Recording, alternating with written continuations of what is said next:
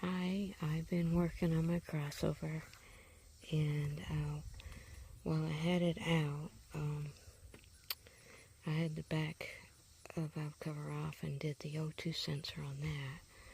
So I was looking for the O2 sensor up here on the front head, and I found it, and it's right down, but there's the blue wire there, and I'm going to take this dipstick out right here,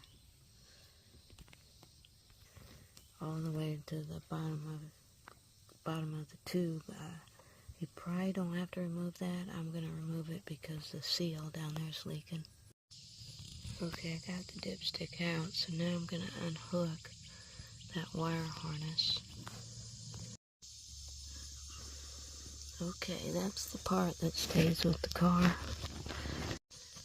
The other part is kind of hard to see. It's clipped onto the engine, so I got to pull that off the engine.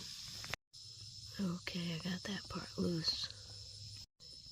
Now you can see the O2 sensor more clearly. I'll put a wrench on it and see if I can turn it. But I really don't know how you could access this without the crossover out. It would be very difficult. I don't know if it helped, but I unhooked the wire harness at the end of this one. I think it's the oil pressure switch. And I don't know if you can see that, but I did break it loose. I've got this half-inch breaker bar on there. I'll show you in a minute my combination. I got it.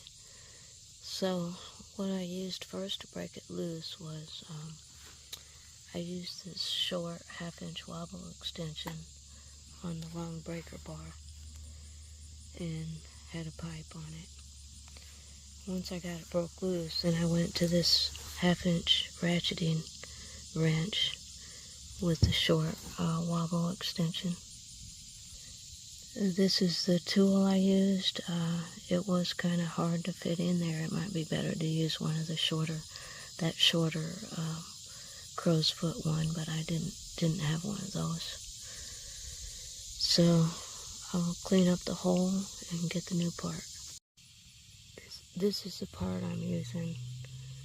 It's the same one I put on the back head, and I'll leave that link too. I bought it from Rock Auto. I'll try to leave the link from Rock Auto. It'll pull up all the oxygen sensors they sell, but just scroll down till you see this one. I'm not changing these out because they're bad. I'm just changing them out because I have easy access to them, and the car has over 160,000 miles on it, so they've well served their purpose. As you can see, the new one comes with a lot longer wire. I don't know if that's good or bad, but alright, I'm going to screw this in. Okay, I got it in. I wrapped the wire harness around the sensor and was finally able to get it threaded into the hole. I don't know if you can see it down there or not. So now I'll try to torque it down.